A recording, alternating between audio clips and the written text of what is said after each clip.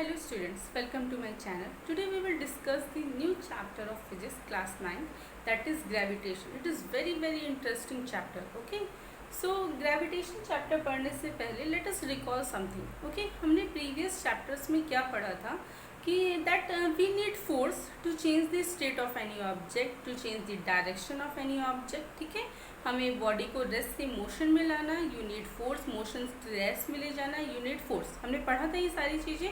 Okay, सो gravitation chapter में भी हम लोग फोर्स से रिलेटेड ही चीज़ें हम लोगों को पढ़नी है. ठीक है, अब फर्स्ट पॉइंट तो यही आता है कि एक्चुअल में ग्रेविटेशन होता क्या है, कि ग्रेविटेशन है क्या. ठीक है, सो उसके लिए मैं आपको एक छोटी सी स्टोरी सुनाती हूँ. मे बी आपने सुनी भी होगी कि एक बार न्यूटन, जो कि न्यूटन एक साइंटिस्ट हैं, ठीक है, साइंटिस्ट थे सॉरी, वो एक पेड़ के नीचे बैठे हुए थे, एप्पल ट्री के नीचे बैठे हुए थे. तो सडनली एक एप्पल उनके ऊपर आके गिरा. ठीक है, तो न्यूटन ने सोचा कि ये एप्पल नीचे ही क्यों गिरा. ठीक है, ये एप्पल नीचे ही क्यों आया, ये एप्पल ऊपर की तरफ क्यों नहीं गिरा.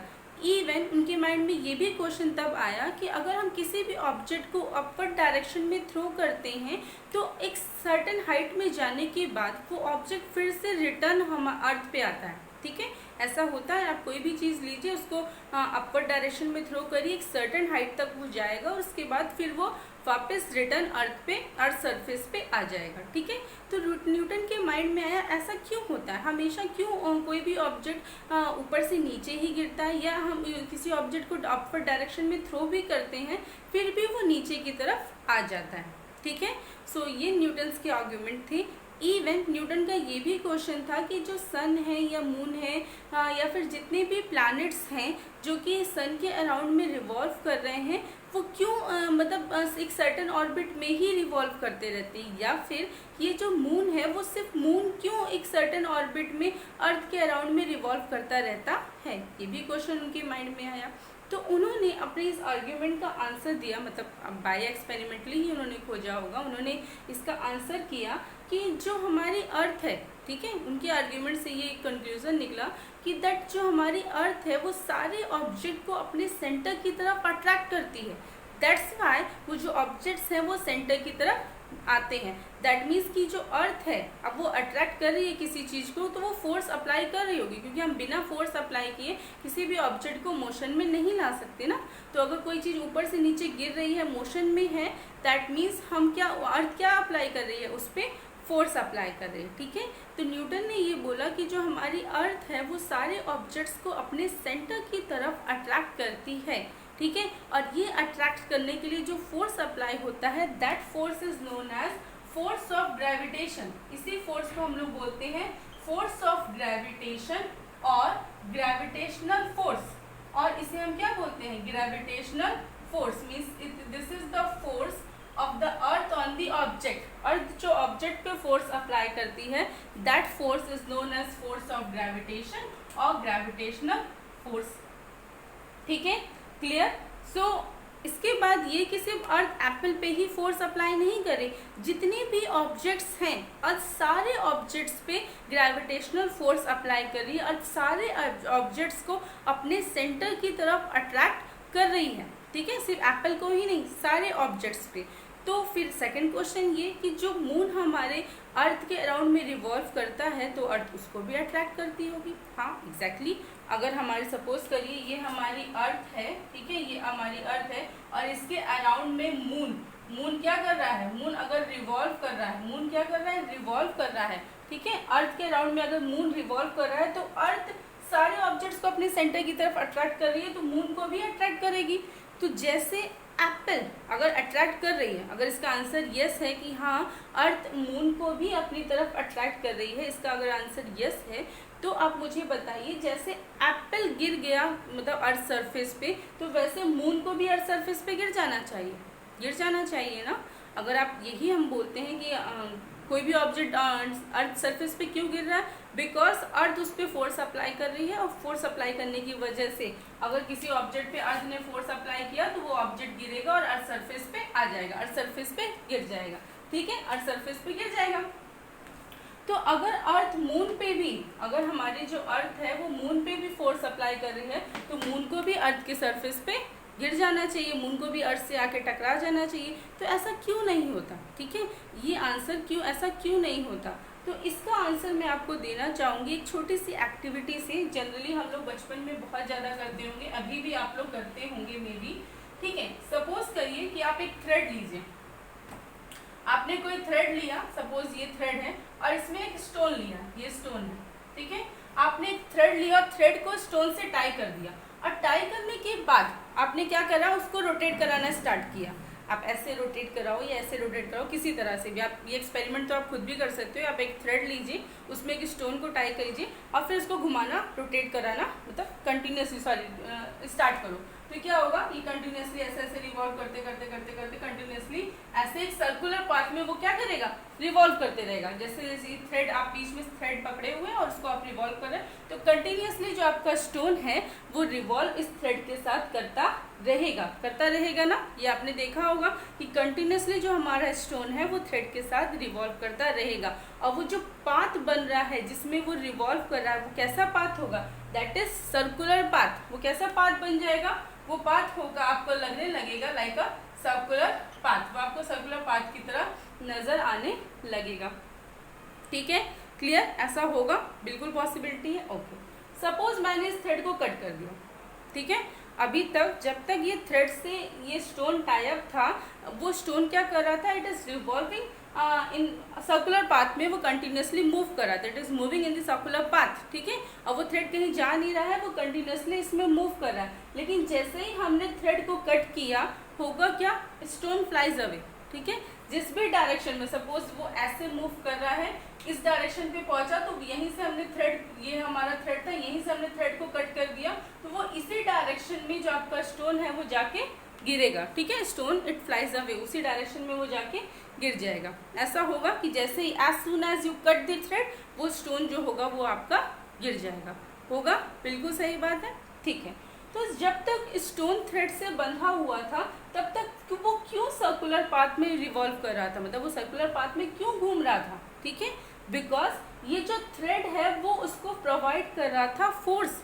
ये जो थ्रेड है आपको, मतलब ये क्या प्रोवाइड कर रहा था, वो फोर्स प्रोवाइड कर रहा था, और इस फोर्स को हम लोग बोलते हैं सेंट्रीपिटल फोर्स। सेंट्रीपिटल फोर्स इसलिए बिकॉज ये जो फोर्स है ये कहाँ लगता है, ये फोर्स सेंटर की तरफ से लग रहा था। ये फोर्स जो स्टोन को प्रोवाइड हो रहा था वो कहाँ, किसकी तरफ से हो रहा था, सेंटर की तरफ से, ठीक है। सेंटर की तरफ से स्टोन को फोर्स मिल रहा था, सेंट्रीपिटल फोर्स, जिसकी वजह से वो कंटिन्यूसली सर्कुलर पाथ में मूव कर रहा था, ठीक है। और जैसे ही ये सेंट्रीपिटल फोर्स उसको मिलना बंद हो गया, वो स्टोन गिर गया, ठीक है। सो यहाँ पे भी फोर्स अप्लाई हो रहा था, सेम एज जब हमारी अर्थ जो मून है, वो मून जब रिवॉल्व करता है अराउंड दी अर्थ, तो उसे एक फोर्स प्रोवाइड हो रहा है, उसे अर्थ की तरफ से एक फोर्स मिल रहा है, जिसकी वजह से वो कंटिन्यूसली एक फिक्स्ड ऑर्बिट में अर्थ के अराउंड में रिवॉल्व कर रहा है। तो यहाँ पे भी फोर्स है, वही force, that force is responsible for the revolution of moon around the earth, ठीक है। अर्थ के मून के अराउंड में रिवॉल्वेशन के लिए यही फोर्स रिस्पॉन्सिबल है। कौन सा फोर्स, ग्रेविटेशनल, मतलब सेंट्रल फोर्स, सेंट्रीपिटल फोर्स, मतलब सेंटर की तरफ से कौन सा फोर्स मिलता है, सेंट्रीपिटल फोर्स, जिसकी वजह से ये स्टोन कंटिन्यूसली मूव करेगा। और कंटिन्यूसली ये जो स्टोन है, कंटिन्यूसली इसकी जो डायरेक्शन है वो चेंज होगी। इस पॉइंट पे है तो डायरेक्शन ये होगी, इस पॉइंट पे पहुंचेगा तो डायरेक्शन ये होगी, इस पॉइंट पे पहुंचेगा तो डायरेक्शन ये होगी। क्यों, क्योंकि ये मैंने आपको पहले भी बताया था कि अगर कोई सर्कुलर पाथ है, ठीक है, अगर कोई सर्कुलर पाथ है तो सर्कुलर पाथ में ऑब्जेक्ट की डायरेक्शन कंटिन्यूसली चेंज होती है। ये मैंने आपको यूनिफॉर्म सर्कुलर मोशन में बताया था, आपको ना पता हो तो आप एक बार फिर से वो वीडियो देख लेना, ठीक है। सो कंटिन्यूसली इसकी जो वेलोसिटी है वो भी चेंज होगी, ठीक है, ओके। सो वहाँ पे उसको जो हमारा मून है उसको सेंट्रीपिटल फोर्स कहाँ से मिलता है, अर्थ और मून के बीच में जो अट्रैक्शन फोर्स है उसकी वजह से उसे सेंट्रीपिटल फोर्स प्रोवाइड होता है। सेम एज अगर अर्थ और मून के बीच में फोर्स, अट्रैक्शन फोर्स की वजह से सेंट्रीपिटल फोर्स उसको मिल रहा है मून को, सो सेम एज जितने भी प्लैनेट्स रिवॉल्व कर रहे हैं अराउंड द सन, उनको भी तो क्या कोई फोर्स होगा, वहाँ पे भी तो कोई अट्रैक्टिव फोर्स होगा, जिसकी वजह से उन्हें सेंट्रीपिटल फोर्स प्रोवाइड हो रहा है and they are moving in a fixed orbit, वो कंटिन्यूसली इतने सालों से एक फिक्स्ड ऑर्बिट में सन के अराउंड में रिवॉल्व कर रहे हैं, तो वहाँ पे भी कॉन्सेप्ट आता है, वहाँ पे भी जो अट्रैक्टिव फोर्स है, that attractive force is gravitational force, या फिर आप कह सकते हो फोर्स ऑफ ग्रेविटेशन। ठीक है, वहाँ पे भी जो फोर्स है वो मतलब वो ग्रेविटेशनल फोर्स की वजह से ही सेंटर की तरफ से उनको एक फोर्स प्रोवाइड होता है, जिससे वो एक फिक्स्ड ऑर्बिट में रिवॉल्व करते हैं। मीन्स उनके बीच में जो अट्रैक्टिव फोर्स है उस फोर्स को हम लोग बोलते हैं gravitational force. So I hope आपको कॉन्सेप्ट समझ में आया होगा, क्योंकि जनरली बच्चे ये क्वेश्चन पूछते हैं कि मैम अगर अर्थ मून को भी अट्रैक्ट कर रही है तो मून अर्थ में आके क्यों नहीं गिर जा रहा, सारे प्लैनेट्स को अगर सन अट्रैक्ट कर रहा है तो सारे प्लैनेट सन में जाके क्यों नहीं गिर जा रहे, क्यों नहीं गिर जा रहे? बिकॉज उनकी उससे जो फोर्स मिल रहा है उस फोर्स की हेल्प की वजह से ही वो रिवॉल्व कर रहे हैं इन अ फिक्स्ड ऑर्बिट। जैसे हमने स्टोन को थ्रेड से बांधा तो वो थ्रेड की से जो फोर्स उसको प्रोवाइड हो रहा था सेंटर की तरफ से, उसी की वजह से वो सर्कुलर ऑर्बिट में मूव कर रहा था। अगर वहाँ पे कोई फोर्स होता ही नहीं तो वो फिक्स्ड ऑर्बिट में रिवॉल्व ही नहीं करेगा। ठीक है, तो सेम कॉन्सेप्ट यहाँ पे भी लगता है। सो न्यूटन्स ने ये बताया कि सिर्फ अर्थ में ही नहीं, मतलब जितने प्लैनेट्स और सन है उनके बीच में भी अट्रैक्टिव फोर्स वर्क करता है। जैसे अर्थ और एप्पल के बीच में अट्रैक्टिव फोर्स था, तो उन्होंने बोला ये जो अट्रैक्टिव फोर्स है, this attractive force is known as gravitational force. इसी अट्रैक्टिव फोर्स को हम लोग बोलते हैं ग्रेविटेशनल फोर्स। तो फिर एक और बात आई कि हमने न्यूटन्स के थर्ड लॉ में पढ़ा है, इतनी चीज़ें समझ में आई, बहुत ज़्यादा हाई तो नहीं हो गया, मतलब बहुत ज़्यादा स्पीड तो नहीं होगी। ठीक है, सो हमने न्यूटन्स के थर्ड लॉ में पढ़ा, हमने ये जान लिया कि जो अट्रैक्टिव फोर्स है, attractive force between the two objects, attractive force between the two objects is known as gravitational force. उसे हम बोलते हैं ग्रेविटेशनल फोर्स। दो ऑब्जेक्ट्स के बीच में जो अट्रैक्टिव फोर्स एक्ट कर रहा है उसको हम बोलेंगे ग्रेविटेशनल फोर्स। ठीक है, वो क्या है? Gravitational force. तो हमने न्यूटन के फिर से हम लोग न्यूटन्स के लॉ में आ जाते हैं। अभी हम लोग ने क्या पढ़ा था कि सपोज ये एप्पल है, अब एप्पल पे मत जाना, मैम ने एग्जैक्ट एप्पल नहीं बनाया, सिर्फ समझा रही हूँ। तो सपोज ये एप्पल है, तो एप्पल ने अगर अर्थ ने, हमारी अर्थ ने अगर एप्पल पे फोर्स अप्लाई किया है, अर्थ ने अगर एप्पल पे फोर्स अप्लाई किया है, तो by Newton's third law, Newton's के थर्ड लॉ के according every action has equal and opposite reaction. अगर अर्थ एप्पल पे फोर्स अप्लाई करेगा तो न्यूटन के थर्ड लॉ के अकॉर्डिंग इन रिएक्शन एप्पल को भी अर्थ पे फोर्स अप्लाई करना चाहिए। सही बात है। ठीक है, कि अगर अर्थ ने किसी ऑब्जेक्ट पे फोर्स अप्लाई किया तो उस ऑब्जेक्ट को भी अर्थ पे फोर्स अप्लाई करना चाहिए बाय न्यूटन्स थर्ड लॉ। तो क्या अब एप्पल पे अर्थ ने फोर्स अप्लाई किया, तो मतलब एप्पल पे अर्थ ने फोर्स अप्लाई किया तो एप्पल तो अर्थ की तरफ आ जा रहा है। अगर आप ये कहोगे कि हाँ मतलब एप्पल भी अर्थ को अपनी तरफ अट्रैक्ट कर रहा है बाय न्यूटन्स थर्ड लॉ, तो अर्थ एप्पल की तरफ क्यों नहीं जा रही? ठीक है, जैसे आपका एप्पल अर्थ की तरफ आ रहा है तो अर्थ एप्पल की तरफ क्यों नहीं जा रही? इसका आंसर है आपके पास, क्या आप बता सकते हैं कि ऐसा क्यों? ठीक है, कॉन्सेप्ट समझ में आया। अगर हम by Newton's third law, if earth is applying force on the apple, then in reaction apple should also apply force on the earth. सिर्फ इतना कहने का कॉन्सेप्ट है। अगर यस ये हम सही कह दें कि हाँ बाय न्यूटन्स थर्ड लॉ ऐसा हो रहा होगा, ठीक है, कि अगर अर्थ ने एप्पल पे फोर्स लगाया तो एप्पल भी अर्थ पे फोर्स लगाएगा, तो एप्पल तो अर्थ की तरफ आ रहा है बट अर्थ एप्पल की तरफ क्यों नहीं जा रही? ये भी एक क्वेश्चन बनता है। ठीक है, कि why the earth is not moving towards the apple. So अब इसका रीजन मैं आपको बता दूं। मैंने आपको क्या पढ़ाया था? F is equal to M into A. तो A इज इक्वल टू क्या होता है? F by M.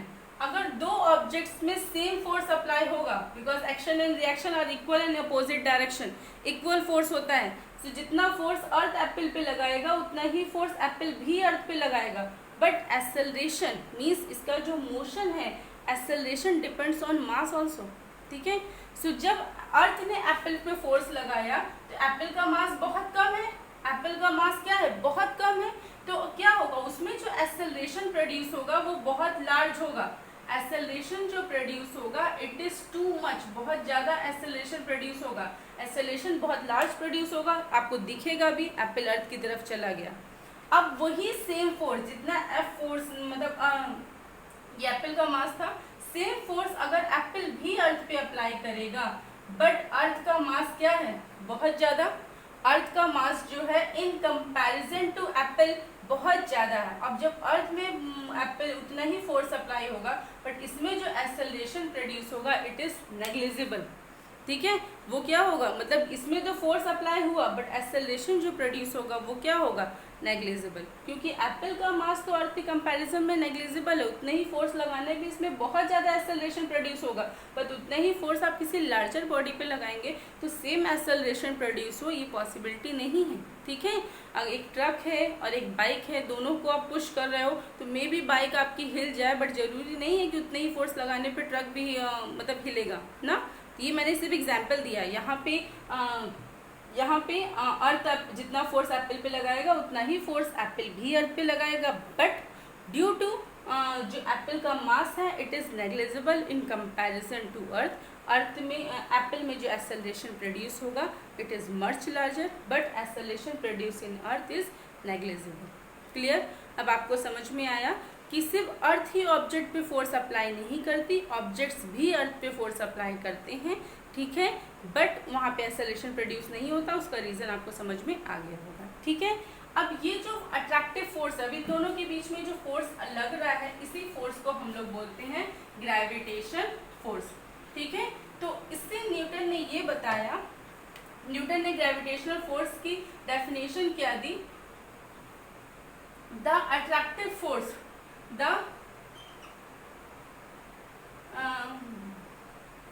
the force of attraction between two objects, the force of attraction between two objects is known as gravitational force। इसी force को हम लोग बोलते हैं ग्रेविटेशनल फोर्स। ठीक है, कोई भी दो ऑब्जेक्ट्स और ये भी मैं आपको बता दूं, ये फोर्स पूरे यूनिवर्स में एप्लीकेबल है। ठीक है, पूरे यूनिवर्स में अट्रैक्शन फोर्स लगता है, means the force of attraction between two objects in the whole universe.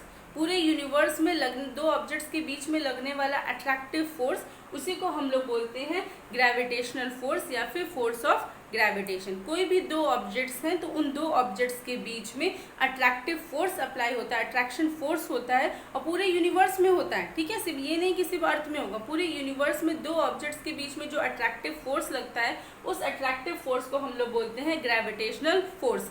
अर्थ और एप्पल के बीच में जो फोर्स लग रहा है वो भी ग्रेविटेशनल फोर्स है। मून और अर्थ के बीच में जो फोर्स अप्लाई हो रहा है that is also gravitational force, and sun और प्लैनेट्स के बीच में जो फोर्स अप्लाई हो रहा है that is also the gravitational force। Okay, the force of attraction between two objects in the whole universe is known as the gravitational force।